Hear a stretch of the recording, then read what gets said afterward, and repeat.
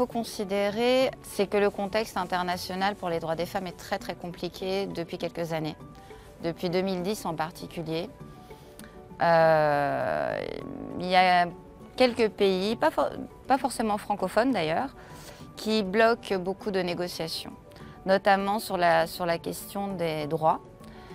Et bizarrement, il y a 20 ans à Beijing, on parlait des droits des femmes, on parlait de l'autonomisation des femmes, de l'égalité, avec un programme très très ambitieux.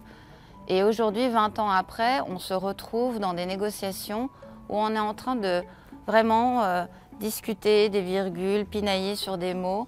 Et c'est une sorte de statu quo depuis quelques années. Et on a l'impression qu'on ne peut s'en sortir qu'avec des accords à minima, parce qu'on a peur de reculer. Par peur de reculer, on n'ose plus avancer. C'est un espèce de statu quo très très embarrassant, je trouve, quand on a un peu d'ambition dans le domaine des droits des femmes.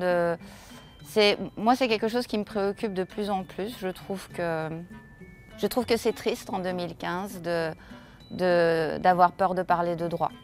Je trouve que c'est triste, notamment sur les questions, enfin surtout pour les femmes, qui est souvent un sujet de cristallisation de beaucoup de choses en temps de crise.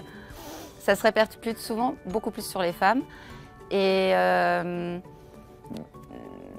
le point d'achoppement principal, ce sont les droits reproductifs et sexuels des femmes. Tout ce qui est le droit des femmes à disposer de leur corps. Et qui est quelque chose d'assez simple après tout. Et puis on a des conventions pour ça, on a la Beijing pour ça, on a beaucoup de choses qui ont été affirmées il y a plus de 20 ans. Et aujourd'hui, ça revient sur la table.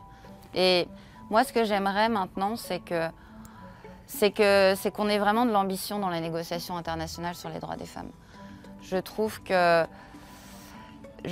qu'il faut arrêter d'avoir peur, parce que vraiment, c'est quelque chose qu'on sent dans les négociations sur les droits des femmes. C'est une espèce de tension permanente sur est-ce qu'on va reculer sur des acquis, est-ce qu'on va pouvoir placer un langage un peu plus ambitieux pour les femmes, avec des vraies répercussions dans les pays.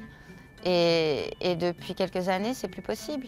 C'est plus possible parce que certains pays, encore une fois pas francophones, pas forcément francophones, ont une telle influence dans les négociations ou menacent de bloquer les négociations tout simplement, donc de ne pas avoir un texte à la sortie de la Commission de la condition de la femme, qui serait une catastrophe en termes symboliques aussi.